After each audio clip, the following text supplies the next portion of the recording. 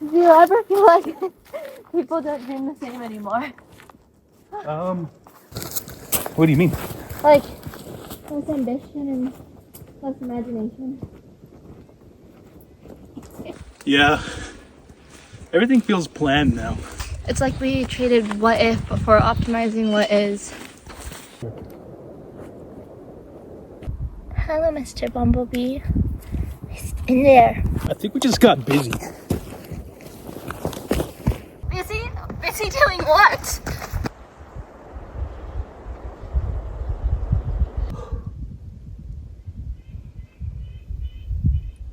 I'm coming, hold on. Just trying to keep up, I guess. With who? That's a good question.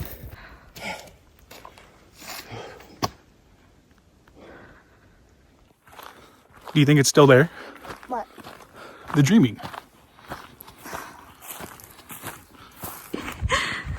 I think so. I just don't think that we really take enough time to notice them.